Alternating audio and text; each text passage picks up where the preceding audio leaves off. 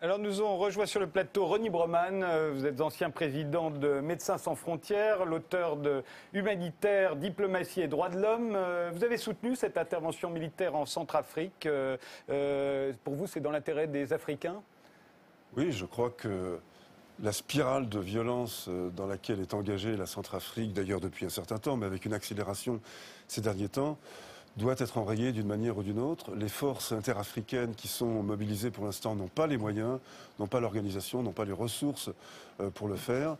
Quelqu'un, je pense, devait s'y coller. C'est une nécessité humaine, c'est aussi une nécessité politique, car il en va aussi de la stabilité régionale et pas simplement de l'enrayement d'une catastrophe humanitaire, comme on dit. Enfin, c'est un terme que je n'emploie pas, moi, catastrophe humanitaire. Il y a une catastrophe, elle est à la fois humaine et politique, appelons-la humanitaire si l'on veut, mais ça n'est pas ça qui compte. Donc oui, je soutiens cette intervention, tout en mesurant les limites. Ça n'est pas une intervention militaire qui règle une crise politique. Il n'y a absolument aucune chance de ce point de vue-là. Et d'ailleurs même, je pense que le rythme que l'on cherche à imprimer du fait de la pression médiatique, du fait de l'accélération de tout en notre époque électronique, ce rythme-là amène par exemple les militaires à dire que ça y est, la situation est sécurisée à Bangui, alors même que je pense que pas un d'entre eux ne l'imaginait. Ce n'est pas en quelques jours que des haines, des violences qui se sont imprimées si profondément dans la société vont être réglées. Donc il n'y a malheureusement rien d'étonnant à ce qu'il y ait eu ces premières pertes. J'espère qu'il n'y en aura pas d'autres du côté de l'armée française, naturellement, mais je crois surtout qu'il ne faut pas attendre de cette intervention un règlement politique. Le règlement politique, il reste à venir. Ce sont les Centrafricains d'abord qui en assureront la mise en œuvre. Et s'ils ne le font pas, cette intervention ne marchera pas. Donc le résultat, et c'est là le paradoxe, il n'est pas entre les mains de l'armée française, il est entre les mains des Centrafricains qui, jusqu'à présent, n'ont pas apporté la preuve de leur capacité à régler ce genre de problème. Donc il faut espérer du nouveau. Et puis il y a les Nations Unies qui devront venir les assister et qui, pour l'instant, ont surtout brillé par leur absence. Alors Michel Galli, vous êtes politologue, spécialiste de l'Afrique. On vous doit un livre sur la récente guerre au Mali et plusieurs tribunes dans lesquelles vous dénoncez régulièrement les expéditions militaires françaises sur le continent africain. Je disais, ça doit faire à peu près au moins la 40e depuis les indépendances. Bon, moi j'en suis à 50, hein, ça dépend comment on compte, voilà. Mais alors il y a peut-être 150 ans de guerre à l'Afrique et il y a peut-être une décolonisation en retard, hein, ça dépend comment on compte et on pense. Ceci dit, dans le cas de la Centrafrique comme du Mali, il y a un moment où malheureusement on ne peut être que d'accord, comme disait Rony Broman, par défaut en quelque sorte. Puisque ce ne sont pas les Américains qui sont très réticents depuis Mogadiscio, en 92, à faire la guerre sur le continent africain, du moins au sol. Ce ne sont pas les Européens qui ont brillé par leur absence, ni d'ailleurs, comme vient de le dire Rony, l'ONU, hein, qui s'est retirée au pire moment, comme dans d'autres crises. Et donc, par défaut, il ne reste que l'ancien colonisateur et qui est perçu comme tel.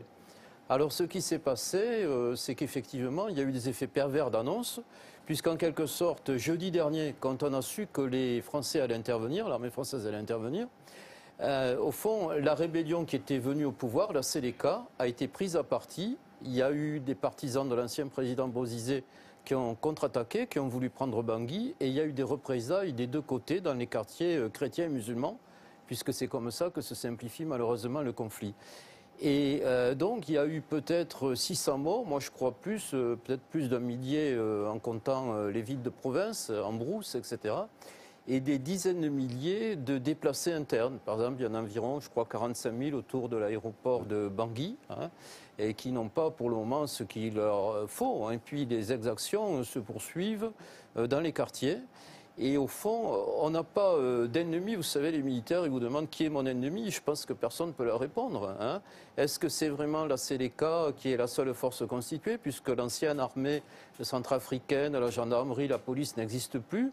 Et donc, est-ce que c'est le président Michel Djotodia, hein, ou bien est-ce que c'est peut-être les pays alentours qui les poussent, comme les Tchadiens, hein, qui est par ailleurs notre allié, notamment au Mali. Donc, si on parle de solution politique, ça devient compliqué parce que les Français n'ont pas prévu ce qui allait se passer, comme souvent, après l'intervention armée. C'est sans doute beaucoup plus compliqué qu'au Mali. Il n'y a pas quelqu'un de consensuel comme Ibrahim Boubacar Keïta qui a été élu à 80%. C'est ça, au fond, une solution politique, vous voyez. Justement, Non, la seule solution qu'il y a, c'est que les frontières qui sont actuellement en Afrique sont tous des frontières artificielles. Il faut revenir à des frontières linguistiques, c'est-à-dire des frontières entre les peuples qui composent l'Afrique. Actuellement, ce sont des pays découpés où on a d'une ethnie du Nord qui déteste l'ethnie du Sud et qui vont se taper dessus, qu'on le veuille ou pas. Et par exemple, pour le Mali, c'est la même chose avec les Touaregs. Il faut reconnaître qu'il y a un peuple Touareg et que ce peuple Touareg a le droit à gérer son propre destin. Mais malheureusement, les frontières qu'on a fabriquées et cette manie qu'on a de croire intangibilité des frontières est une catastrophe et tous les conflits vont continuer tant que vous agrippez à cette histoire d'intangibilité des frontières, y compris pour la France. Y compris pour la France. Y compris pour la Alors, France, à qui je donne la Bretagne libre, la Corse libre et l'Occitanie libre. L'Occitanie, c'est le seul point sur lequel je suis d'accord avec vous. Alors, ça va. Mais Parce par que contre, il faut reconnaître les choses. Est-ce que les peuples existent? Est-ce que les langues existent? Est-ce que les cultures existent? Qu'est-ce que c'est qu'une culture? Qu'est-ce que c'est qu'une langue? Qu'est-ce que c'est qu'une nation? Un peuple, c'est quand il a une langue à lui. Il y a un peuple italien parce qu'il y a une langue italienne. Il y a un peuple français parce qu'il y a une langue française. Mais si on dit qu'il n'y a qu'une seule culture française, c'est faux. Il y a aussi des Basques qui veulent parler le basque, il y a les Bretons qui veulent parler le breton, et il faut reconnaître ces cultures-là. C'est pour ça que je ne suis pas d'accord avec Marine Le Pen. Quand elle parle de la nation française en une, elle est impérialiste. Je fais juste une petite J'ai glissé ça intervention parce dedans. qu'on l'a dit, il y a eu entre 40 et 50 artiste. interventions militaires françaises sur le continent africain depuis les indépendances. Ça pose quand même un certain nombre de questions. Je propose de revoir quelques-unes. On ne vous les a pas mis toutes les 50, quelques-unes. Extrait, rappel.